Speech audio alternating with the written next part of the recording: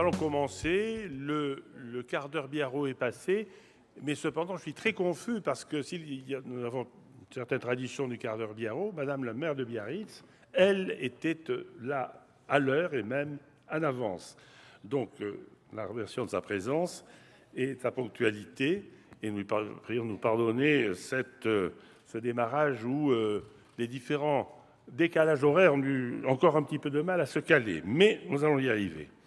Donc, voilà, avec Cécilia et Arcaïtz, qui représentent aussi, nous représentons dans toute l'équipe de BICIA qui a organisé ce colloque, qui est donc alors, ne vous inquiétez pas, on ne va pas parler les trois.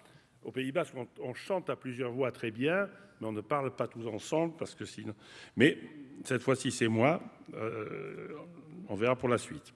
Donc, nous allons commencer ce colloque ATHS 2023, qui est le 9e colloque qui se tient à Biarritz, après le premier s'étant tenu en 2007, et qui est le 16e depuis le premier colloque à Saint-Tropez en 1993. En même temps que ce colloque, se tient aussi un congrès régional de la WAD, la World Association on Dual Disorder. Et son vice-président, qui représente le président Nestor Serman, qui nous rejoint demain, était dans les starting blocks, mais au Sofitel. On l'appelait, il pensait que c'était à 18h. Bon, donc, dès qu'il arrive, il nous rejoint, le professeur Ikro Barevani. Et donc, ce colloque, donc, nous sommes très heureux de nous retrouver à un temps plus apaisé où, grâce à la science, une fois de plus, le Covid a été, si l'on peut dire, vaincu au moins en ce sens qu'il nous avait empêchés de nous réunir, pour beaucoup d'entre nous, en présentiel. Donc voilà, maintenant, nous pouvons nous réunir en présentiel. Plus de 700 participants sont inscrits au colloque. Plus de 150 orateurs vont y participer. Plus de 24 pays sont représentés. Très rapidement, je ne résiste pas au plaisir de les citer par ordre alphabétique: l'Algérie, l'Allemagne, l'Australie, l'Autriche, la Belgique, le Canada, la Côte d'Ivoire, l'Espagne, les États-Unis d'Amérique, la France métropolitaine, la Guyane, la Martinique, la Réunion, Israël, et certains de nos amis israéliens ont pu venir, d'autres ont dû annuler leur voyage, mais interviendront par Zoom. Vous imaginez bien les raisons de leur modification de timing. Le Liban, le Maroc, la Norvège, les Pays-Bas, la Pologne, le Portugal, le Royaume-Uni, la Suède, la Suisse, l'Ukraine aussi est là, l'Uruguay et le Vietnam. Donc, on a une large représentation de la planète. Donc, ce colloque a été préparé. On avait l'habitude de faire des colloques scientifiques, puisque, comme tous les habitués, il y en a beaucoup qui nous rejoignent encore cette année, le savent, ce n'est pas un petit groupe ou une personne qui décide de cette organisation scientifique et de ses choix, mais ce sont des comités scientifiques. Et d'ailleurs, l'un des coordinateurs de ce comité scientifique, le professeur Amin Benyamida, en dira deux mots tout à l'heure. Et donc, c'est un programme qui est assez coopératif, je dirais. Vous pouvez voir cette année qu'il est particulièrement riche, dense, qu'il s'intéresse à toutes les nouveautés dans le champ de la médecine des addictions, et il y en a, heureusement, ce sont des bonnes nouvelles. Et comme les autres années, il fait la place aussi à des débats dits de société. Voilà notre président, le professeur Ikro Barevani, qui nous rejoint. You're welcome. You can join us in the chair. Et donc, il fait la place aussi, ces colloques, à des débats de société. L'un qui aura lieu à l'issue de cette cérémonie d'inauguration.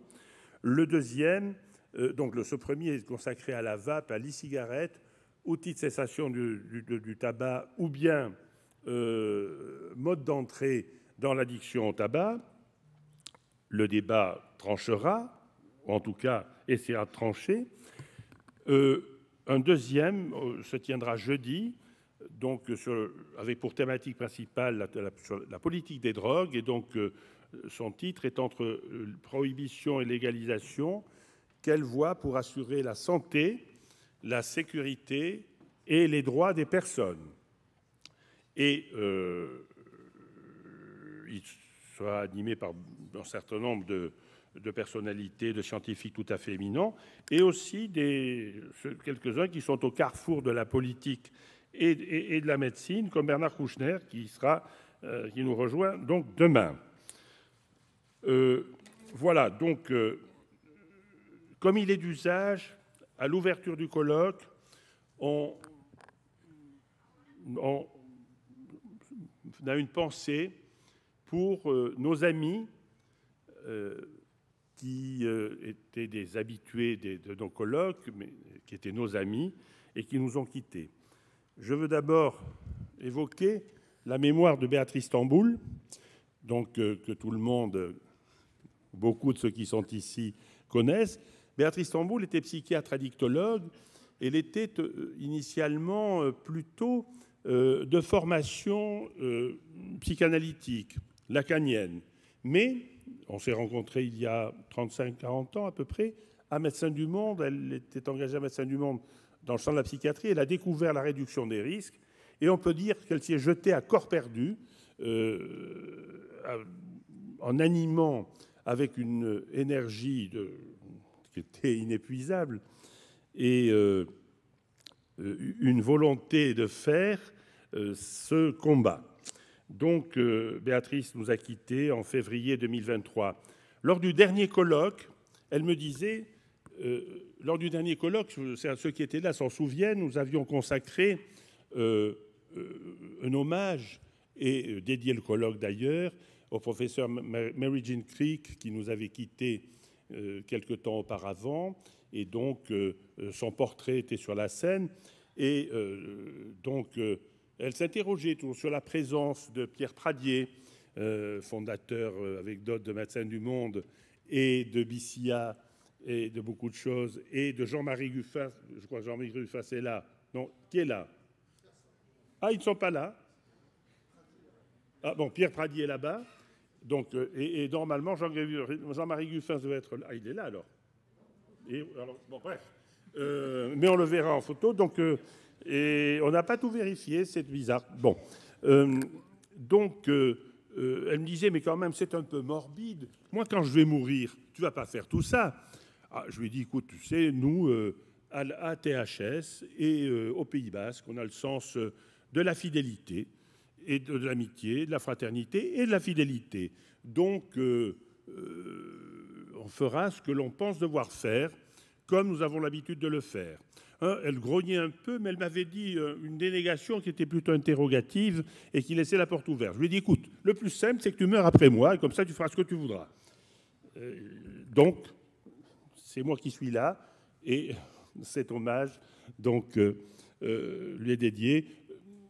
Et voilà, je n'en dirai pas beaucoup plus, puisque simplement qu'elle va nous manquer beaucoup, tout en étant présente quelque part. Car elle n'avait pas manqué un seul colloque. On la voit ici avec Patrick Hébrard en 2021, lors du dernier colloque. On la voyait un petit peu marquée par ses chimios. Mais bon, elle était là et toujours volontaire, visionnaire. Voilà. À Béatrice.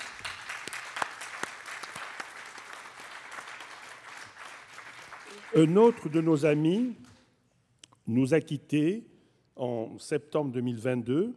Il s'agit du professeur Ambros Urtenagen, qui était aussi un habitué des colloques de Biarritz et qui, jusque tard, est venu nous accompagner. Là, on le voit avec Miguel Velasquez.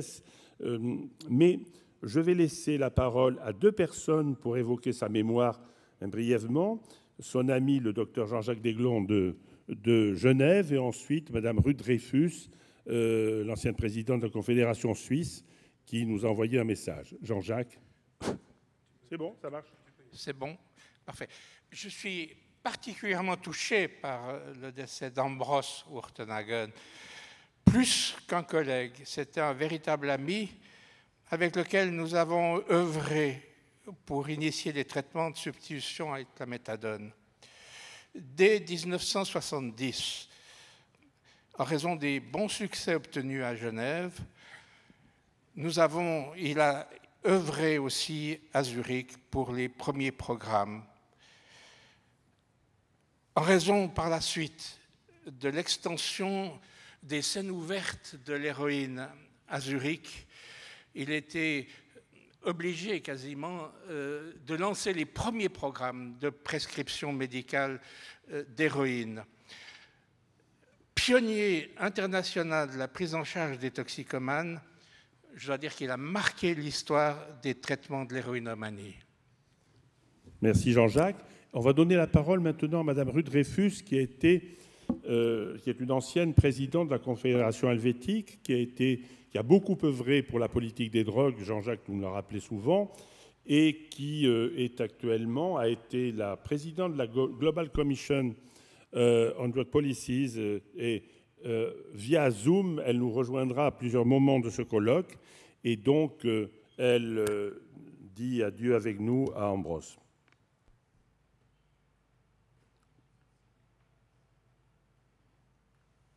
Ambros Urtenhagen nous a quittés. Il était notre mentor à tous et notre ami souvent. Ambros a joué un rôle absolument crucial dans toute la discussion sur les politiques drogues pendant un laps de temps je dirais presque d'une cinquantaine d'années. Mais surtout en Suisse, il nous a rendu d'immenses services. Il était la voix scientifique puisque c'est lui qui avait coordonné l'étude sur la prescription médicale d'héroïne, le traitement basé sur la prescription d'héroïne. Et il était quelqu'un d'extrêmement crédible et il a participé au débat public qui était nécessaire pour que l'opinion publique puisse accepter cette innovation. Nous lui devons donc beaucoup. Il va nous manquer avec ses connaissances, mais aussi sa gentillesse, avec son talent d'ailleurs de peintre. Ces dernières années, il les a consacrées à l'art. Et on se souvient tous, je crois, de quelques discours absolument flamboyants qu'il a fait. Voilà. Adieu Ambros. Il pose devant un de ses tableaux. Enfin, un dernier ami, une personnalité tout à fait éminente, c'est Raphaël Mechoulam, qui est décédé en mars 2023. Tout le monde sait que il est à l'origine de la connaissance des cannabinoïdes. Il a isolé le THC, il a énormément travaillé dans le domaine de la connaissance des cannabinoïdes, mais aussi des utilisations médicales du cannabis. Il était très proche de nous. Ces derniers, il est décédé aussi très âgé. Ambros Urtenhagen, lui, était décédé à 94 ans. Raphaël Mechoulam est décédé à 92 ans, je crois. Il faut dire que l'addictologie, ça a l'air de conserver finalement, pas pour tout le monde, hélas, pour Béatrice, mais... et donc, quand il ne pouvait voyager lui-même, là, on le voit, c'était au congrès de l'Albatros, organisé par Amin Benyamina, et entouré de Nestor Serman, président de la OAT, qui va nous rejoindre demain, et de Mehdi et Marie-Josée Paez, qui, eux, sont déjà dans l'assistance. Et donc, il a fait beaucoup avec toute son école. Quand il pouvait venir, il nous envoyait des collaborateurs ou des collaboratrices. La dernière à venir était Rem Smoum de Jérusalem. Voilà, bravo Raphaël et adieu. Voilà, donc après cette évocation de nos amis disparus, juste quelques mots pour vous répéter que ce colloque qui est né à Saint-Tropez, à l'initiative de celui qu'on voit sur la gauche, qui est le docteur Jean-Marie Guffin, qui là était en 2006 venu repérer les lieux à Biarritz, car il se sentait déjà malade et faiblissant, et il nous avait demandé si on pouvait reprendre le flambeau à Biarritz. Donc, en 93, c'était réuni, c'était au moment où l'épidémie de sida décimait des générations, et en particulier des groupes à risque, particulièrement celui des usagers de drogue par voie intraveineuse, qui étaient nombreux à ce moment-là. Et la France, hélas, comptait parmi les pays d'Europe les plus touchés par la pandémie du VIH, en particulier dans ce groupe à risque. Et donc, nous voulions, et à l'initiative de Jean-Marie Guffens, nous voulions, vous voyez Jean-Jacques Desglons, qui n'a pas changé, et nous voulions donc, Ikrom Aremani, bien sûr, était aussi de ce moment, de ce moment à la fois de fraternité, d'envie de faire bouger les choses, parce qu'alors, malheureusement, des milliers, des dizaines de milliers de Français, plutôt jeunes, décédés par défaut de soins. Ils n'avaient pas accès à la réduction des risques. La méthadone n'était pas encore autorisée en France. Maintenant, c'est devenu une obligation, mais il a fallu lutter. Bref, c'est ce groupe qui, donc, a lutté pour, on peut dire au sens large, la réduction des risques et la modernisation des traitements en addictologie, qui se retrouvent. Donc, heureusement, on a toujours dans la cohorte initiale donc, le professeur Ikrom Aremani, Jean-Jacques Desglons et bien d'autres qui sont là. Voilà, simplement, donc, je veux vous dire que l'ADN de ce colloque, c'est la volonté de le fonder sur la science. C'est un colloque qui est bâti sur une seule croyance, car ce colloque lutte contre les croyances, mais n'assume qu'une seule. C'est que seule la raison et sa fille, la science, la sapiens, le savoir. D'ailleurs, on ne sait pas très bien qui est la mère de l'autre, mais seules elles peuvent concourir au progrès humain et bien sûr à celui de la médecine et de celle des addictions en particulier, et bien entendu à la libération de la personne humaine. Car n'oublions pas qu'à l'aube de l'humanité régnait l'obscurité, l'obscurantisme et bien sûr la loi du plus fort. Et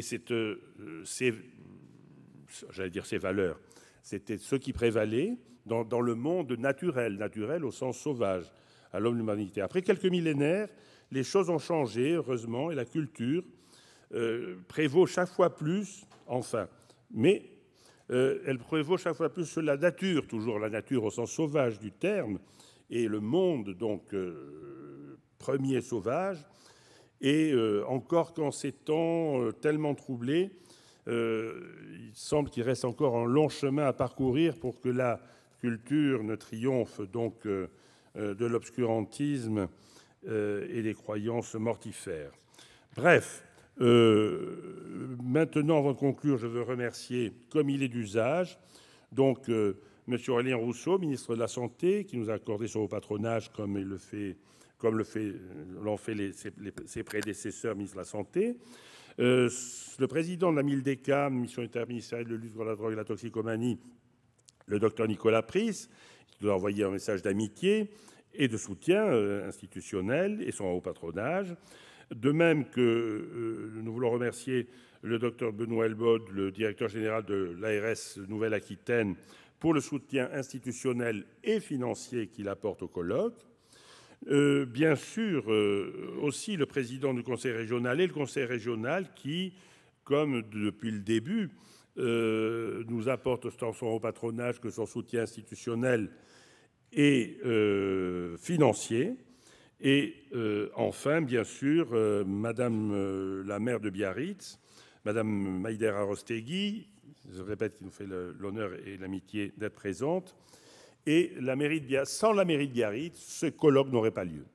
Ce colloque n'aurait pas lieu parce que l'aide institutionnelle, la mise à disposition, et maintenant qui demeure très aidée au plan aussi financier par la mairie, de cet espace idéal pour se réunir et pour tenir ces travaux avec des déjeuners de travail dans la rotonde, un des plus beaux espaces de Biarritz, qui font qu'on joint vraiment l'utile à l'agréable. Et donc, sans la mairie de Biarritz, rien n'aurait pu se faire.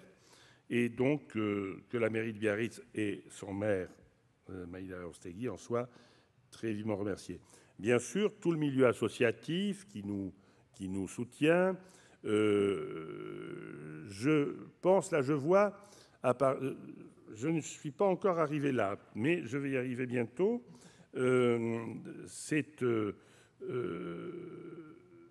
Oui, dans le milieu associatif, bien sûr, le NIDA, National Institute on Drug Abuse, et sa directrice Dora Volkov, qui a toujours soutenu ce colloque et qui est représenté là à un très haut niveau par notre ami et fidèle, le docteur Yvan Montoya, qui est le directeur d'un département très important du NIDA, qui est celui des nouveaux médicaments, des nouvelles recherches en thérapeutique du National Institute on Drug Abuse. Donc, merci Yvan d'être ici parmi nous. Bien sûr, je ne peux pas terminer sans remercier toute l'équipe de BCA, parce que ce colloque se tient sans avoir recours à une agence. Alors, il peut y avoir des petits cafouillages, mais bon, le fait de ne pas avoir recours à une agence et de faire tout, c'est tout fait main, tout fait maison, permet de faire de grandes économies de budget que l'on peut investir dans une meilleure qualité peut-être de l'accueil, des installations, de la nourriture, et donc donner plus d'espace pour la fraternité. Bien sûr, je remercie aussi tous les fidèles. Il y a des fidèles qui reviennent très régulièrement dans les colloques. Et comme l'usage le veut, je remercie des partenaires importants qui sont l'industrie pharmaceutique. L'industrie pharmaceutique, dont participe de façon très régulière et très utile à nos colloques, dans une parfaite transparence. Le seul lien d'intérêt que nous aurions à déclarer avec eux, c'est l'amitié que nous avons nouée et que nous entretenons avec plusieurs de leurs représentants. Mais ce n'est qu'un lien d'intérêt, ce n'est pas un conflit d'intérêt. Mais nous le déclarons. Et donc, merci à nos amis d'être là, comme professionnels et aussi comme amis. Voilà. Donc, maintenant, bienvenue. Welcome everybody. Je ne vais pas citer Shalom, enfin, je ne vais pas citer toutes les langues, mais aussi Ongietori Miaritsera, puisque nous sommes au Pays Basque. Donc, bienvenue à Biarritz et bon travail. Et je laisse le professeur Amin Benyamida dire 2 mots. Merci Jean-Pierre.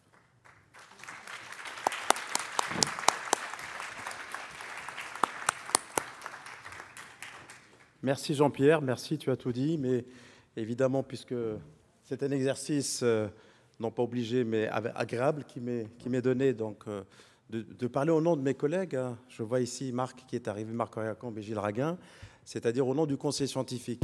Jean-Pierre a donné l'ADN du colloque ATHS. C'est une coopérative mutuelle, en gros. C'est un peu ça, c'est-à-dire Jean-Pierre organise régulièrement, pendant les 2 ans, des rencontres quasi informelles, y compris pendant le congrès de l'Albatros, où tous les amis viennent et il leur pose la question « Qu'est-ce que tu veux dire ? De quoi tu veux parler ? Est-ce que vous avez des données ? Et comment on peut s'organiser pour faire de telle sorte que ce colloque ressemble à ce qu'il est, c'est-à-dire la rencontre entre des collègues du même milieu et qui ont pour mission et pour intérêt évidemment de disséminer le savoir, et le savoir à la fois scientifique, mais le savoir aussi des cliniciens. Ce n'est pas un colloque de médecins, c'est hyper important de dire, c'est le colloque de la profession. Et je dois dire que là, pour le coup, on est assez à l'aise, puisqu'on valide, on organise, et puis c'est fait de manière tellement harmonieuse, avec Cécilia, Arcaït et Jean-Pierre. Tout le monde est en copie. Et voilà, la matière, elle est malaxée, mélangée, et puis ça donne un colloque pour lequel il est impossible de le louper tous les 2 ans. On vient au moment où, en France, il fait mauvais, mais il fait toujours beau à Biarritz. Qu'il pleuve ou non, il fait toujours beau. On a toujours plaisir à venir dans ce Pays basque, hyper accueillant, avec des gens sympathiques, qui organisent les choses avec une telle facilité qu'on se demande comment ils font, sans agence. Et là, pour le coup, je peux t'assurer que ce n'est pas simple. Ça, je le sais, Jean-Pierre, et tu le sais que je le sais. Donc on a organisé, évidemment, comme à chaque fois, un conseil scientifique à organiser et à aider à donner un avis qui, à mon avis, ils ont tout fait, on a fait le reste, pour que ce programme soit un vrai programme qui ressemble à l'actualité scientifique en cours depuis 2 ans. Et puis vous verrez, vous avez commencé à le voir, vous allez découvrir des choses très updatées, comme on dit, hein. C'est des choses à jour, une information qui est validée, une information qui est publiée ou qui va être publiée. La preuve, évidemment, vous avez vu le nombre de sociétés savantes internationales présentes, la CET, le FAST, la WAD, le NIDA, mais pas que. La plupart des personnes qui viennent ici, qui proposent des sujets, ce sont aussi des jeunes thésards qui viennent parce qu'ils ont envie d'échanger avec leurs aînés, avec les étrangers, entre guillemets, qui viennent aussi montrer de quoi ils en retournent. Et donc, chacun dans son métier avec, pour seul et unique, évidemment, credo, l'evidence-based medicine. Je le répète, mais c'est extrêmement important. Moi, je me rappelle lorsqu'on avait discuté avec Jean-Pierre, alors je fais un peu le vieux, mais bon, ça me passera, 2006, lorsqu'on était en train de discuter dans un bassin du CPDD sur l'édition Arcade venait d'arriver, et comment on va faire? Eh bien, on va essayer de faire quelque chose qui nous ressemble en tant que Français, mais qui a l'exigence de ce qui se fait ailleurs. Tu as gagné, Jean-Pierre? Ça fait 16 ans que ça marche? La preuve, ils sont tous là. Voilà, on a gagné, tout le monde est là, tout le monde revient. Et tout le monde revient avec plaisir et tout le monde repart, évidemment, vous le verrez, vendredi, tout le monde repart avec la banane, même si, évidemment, l'actualité ne prête pas à ce type... Mais bon, on fera une parenthèse pour pouvoir, évidemment, échanger sur le contenu. Donc, je ne vais pas vous annoncer le programme, c'est ridicule, vous allez le découvrir. Vous allez découvrir des habitués et vous allez découvrir des nouveaux, des nouvelles tendances. Et puis, c'est ce qui fait le charme de ce colloque. Il est à part, il est différent. Il est né, évidemment, d'une exigence de pouvoir échanger sur une urgence il y a quelques années. Jean-Pierre l'a dit, hein, Saint-Tropez, ça me parle, tu le sais bien, avec Jean-Marie, avec des gens qui ne sont pas là. Eh bien, c'est toujours la même urgence, une urgence de pouvoir témoigner sur ce qui se passe dans notre discipline, de pouvoir aussi s'encourager à continuer, malgré les difficultés liées à une discipline qui parfois est un petit peu, non pas moquée, mais un peu snobée par les grandes disciplines. Mais on n'est pas trop mal. Je pense qu'on a pris en muscle, en visibilité, et puis on est utile et on est important dans une société. Vous voyez comme la toxicomanie parfois peut devenir un enjeu politique.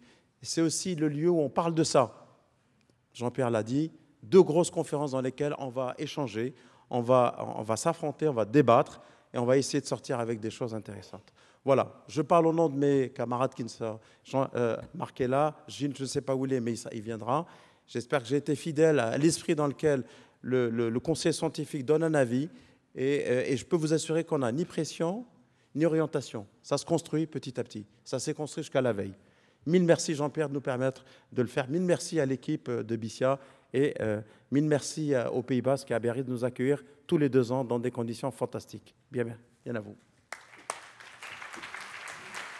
Bien.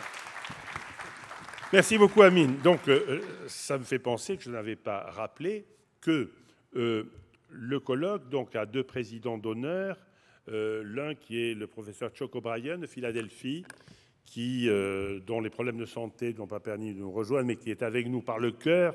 On l'a eu encore très récemment au téléphone. Je l'évoquais tout à l'heure, on a passé une photo. Il a gardé beaucoup d'émotions, de souvenirs de sa remise de Légion d'honneur à l'occasion parallèle à Massour, à l'occasion d'un des THS, des ATHS à Biarritz. Et l'autre, donc, est Bernard Kouchner, que j'évoquais tout à l'heure, et qui nous rejoint, lui, dès demain. Nous avons ensuite élu, et qui ont accepté la réélection de façon un petit peu forcée, 2 présidents, dont le professeur Ikro Maremani. Ikro Maremani, qui est un vieux compagnon de route avec nous dans ce chemin, mais qui est aussi un des fondateurs en Europe, avec l'école qu'il a créée à Pise, en Italie, de la médecine des addictions et aussi de la pathologie duel. Et donc là, il va nous dire quelques mots au titre, d'une part, de sa présidence du colloque ATHS et aussi comme représentant de Nestor Serman, qui est le vice-président, qui est le président, le professeur Maremani est vice-président de la World Association on Dual Disorder, de l'Association mondiale des pathologies duel. On verrait au cours des séances de quoi il s'agit. Et donc, Icro, if you want to tell a few words.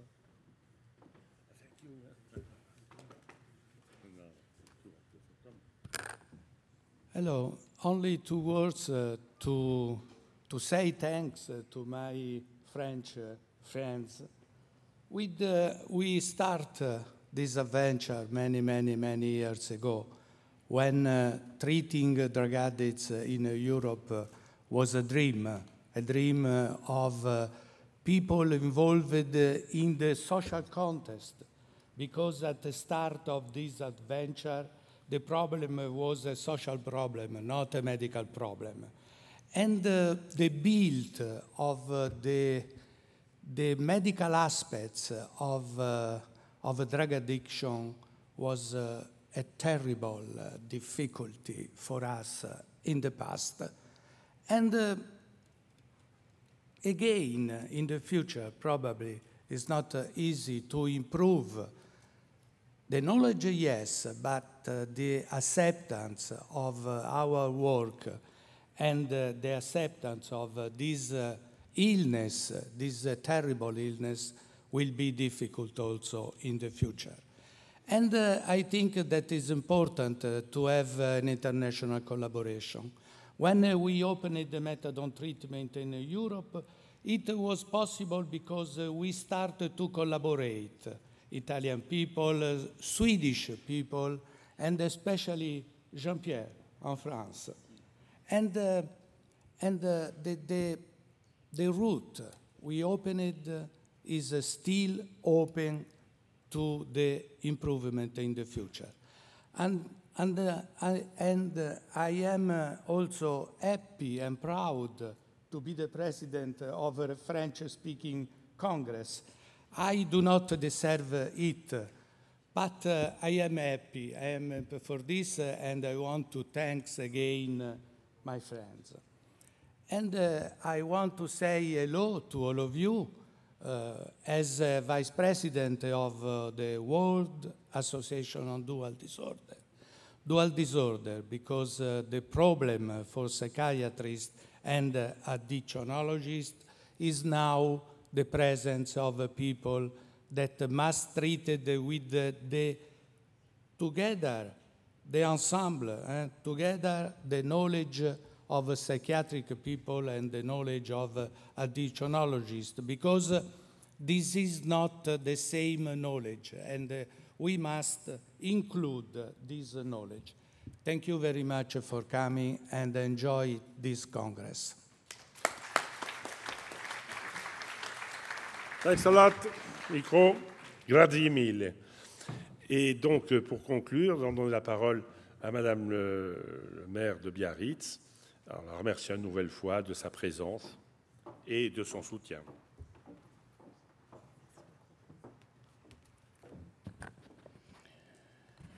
Mesdames, Messieurs, cher Dr Delouet, cher Jean-Pierre, Mesdames, Messieurs, en vos grades et qualités, je pense que vous l'avez rappelé, cher Jean-Pierre, l'historique de ce colloque qui est fidèle à Biarritz, et donc il était normal que Biarritz soit fidèle à ce colloque et que je maintienne cette tradition d'accueil et d'accompagnement de ce colloque. Car si vous avez eu besoin de nous, nous avons besoin de vous. Depuis le Covid, depuis le confinement, vous le savez, vous le voyez certainement dans vos travaux, la société tangue, nos jeunes tanguent, et aujourd'hui, les parents, les jeunes se reposent sur les personnes qu'ils ont à portée de voix, c'est-à-dire les élus et en particulier les maires. Et nous sommes assez démunis par rapport à cette détresse parfois, lorsqu'on arrive à la détecter. Il y a également toutes les difficultés et toutes les pathologies que vous accompagnez, notamment à travers votre action sur le terrain, dans l'accompagnement d'associations comme le Point d'accueil jour Zouékin, comme l'hôtel social La Maison de Gilles, qui recueille les sans domicile fixe, qui sont donc ces personnes qui connaissent la rue. Parfois, la vie a fait qu'ils se sont retrouvés à la rue, parfois des problèmes de santé mentale ou des addictions les ont conduits à la rue. Et il nous incombe, à nous élus, de les prendre en charge et de leur conserver un maximum de dignité. Donc nous avons bien sûr besoin de comprendre, mais besoin de savoir comment les accompagner dans leur quotidien. La politique de la ville de Biarritz, dans une ville qui a la réputation d'être extrêmement attractive pour des personnes âgées, c'est vrai qui ont la tradition de venir en retraite, eh bien notre politique est aussi d'accompagner la jeunesse. Nous avons une nouvelle population qui est arrivée suite au confinement avec le télétravail, nouvelle pratique. Et donc nous avons plus de bébés, donc plus de besoins de places en crèche, mais aussi plus d'enfants dans les écoles, et nous ne pouvons que nous en réjouir. Et nous avons pensé, et je pense que vos travaux nous conforteront, nous avons pensé que pour éviter peut-être qu'il tombe un jour dans l'addiction, que la meilleure des préventions que nous pouvions faire à notre niveau, c'était la culture et c'était le sport. Donc nous investissons beaucoup dans les associations sportives, dans les infrastructures sportives, également dans tout ce qui est culture. Et la ville de Biarritz aujourd'hui, en plus d'avoir des événements comme le vôtre, c'est-à-dire un tourisme qu'on peut qualifier de tourisme d'affaires, nous avons misé et investi sur le tourisme culturel. Voilà, je voulais partager avec vous ces quelques réflexions. Je vous souhaite une très belle semaine de travail. Je ne sais pas si le temps sera au rendez-vous, mais en tout cas, on m'a dit, voilà, quand ils arrivent, ils viennent voir la mer. Donc ceux qui sont dehors auront vu la mer et ceux qui sont dedans auront aussi vu la mer. Voilà, bon congrès.